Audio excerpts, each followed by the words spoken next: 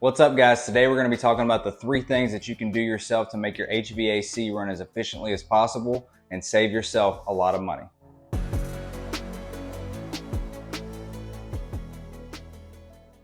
So these 3 things that we're going to do is not only to keep your unit running as efficiently as possible, but if your unit ever stops working, these are 3 things that you can check and try to fix yourself before having to call a technician. Your HVAC units can be one of the most expensive parts of your entire house. They're going to cost anywhere from $5,000 to $15,000 to replace them. So it's important to do whatever we can to keep them running as smoothly as possible. Because on top of making the unit last longer, it also lowers your utility bill because it doesn't have to work as hard. And all 3 of these things can be done yourself. We're going to go from step 1, which is the easiest, to step 3, which is the hardest. So make sure you stick around to the end. Now, the first thing that you're going to do to make sure your unit is running as efficiently as possible is change the air filter. You can locate your air filter. Sometimes it's in the wall, sometimes it's in the ceiling. Find your AC unit and it's not far away from that. The air filter is what blocks dirt and dust from getting into the unit as it's bringing air through. An air filter costs $5 to $10 at your local big box store, and it needs to be changed at least every 90 days. So why does it need to be changed so often? So a good way to think about it is if you're just breathing normally, unrestricted, you have no problems breathing. But if you put a bag over your head and started trying to breathe, it would be a lot harder. Well, that's why you need to frequently change your air filter, because it's having trouble breathing if you let it go too long, because the filter gets clogged up with dirt and dust and it makes it harder to breathe, which makes it run harder, which makes your utility bill go up. So here you can see the comparison between a clean filter on the left and a dirty filter on the right. And on the side of the filter, you can see what size you actually need for your unit. So like I said, step 1 is by far the easiest of this process. So let's go ahead and move on to the next step. Now, before we move on to the next step, if these videos are helpful for you, please give this video a thumbs up and subscribe to the channel so I can continue to make more videos like this. Step number 2 is to make sure that your condensate line is not clogged up. That line is a drain that goes from your unit to the outside of the home. You'll be able to see a PVC pipe somewhere probably sticking out, and you need to make sure that that is not clogged up. And I'm going to show you a step-by-step clip on how to go about doing that.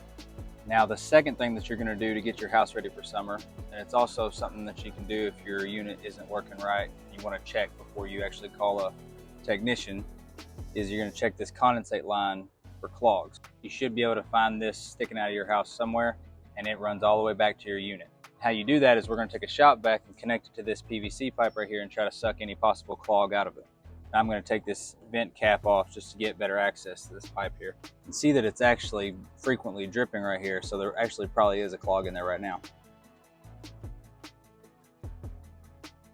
Let's take a look at the shop vac beforehand. It's clean and dry. Obviously, the shop vac opening is bigger than this, so that's not going to create any good suction to get out any clog. So what you're going to do is take a rag to make it a tight fit.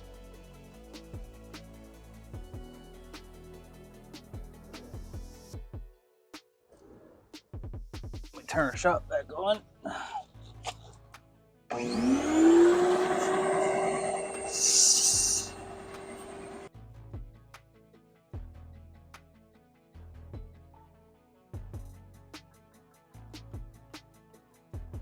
Now let's check the shop vac and see if anything came out.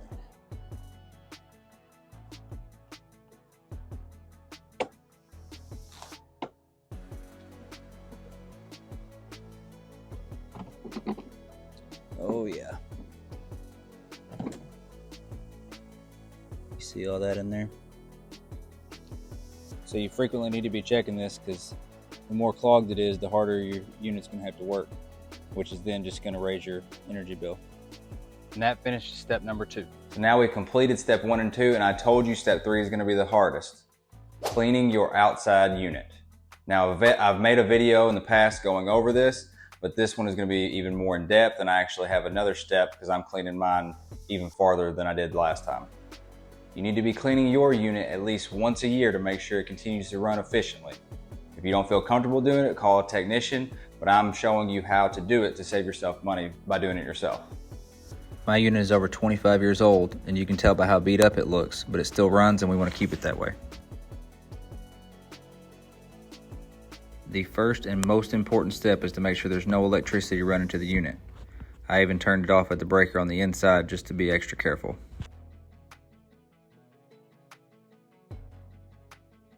Now we're going to start unscrewing everything to take this thing apart.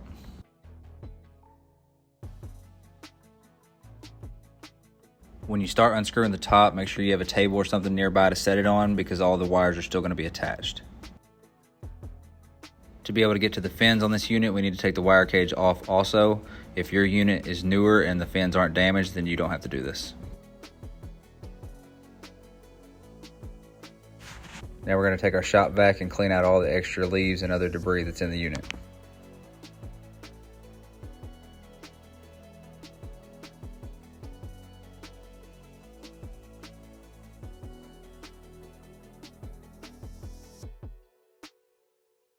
Just look at how badly bent those metal fins are, and that's severely restricting airflow, so we need to straighten those back out.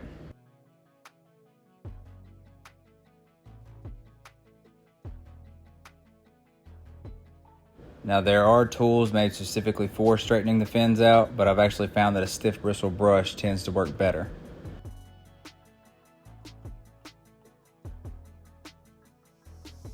You do this by putting the bristles in an area that's not bent and working your way up through the bent areas. Now this is not a fast process by any means. This video is sped up, but if you keep going at it, the fins will slowly start to straighten themselves out.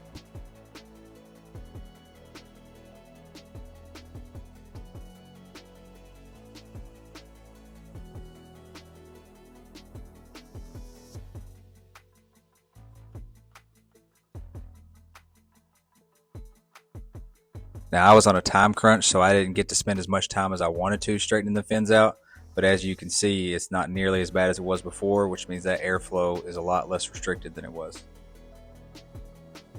Now you're going to get some sort of coil cleaner and spray it on the inside of the fins.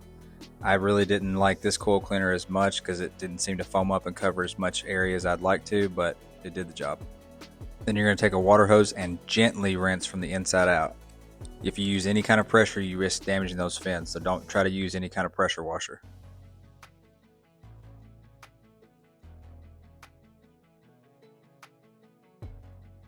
And now we're just going to put everything back together in reverse order from when we took it apart, and then reconnect the electrical.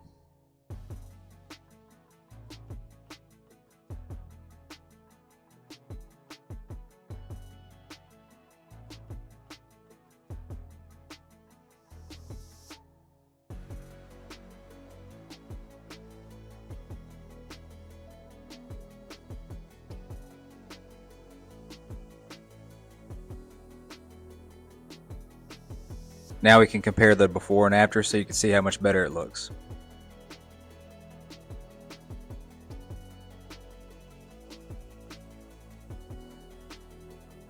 And that's it, guys. Those are the 3 steps to keep your HVAC unit running as efficiently as possible, keep your utility bills low, and save yourself a lot of money in the long run.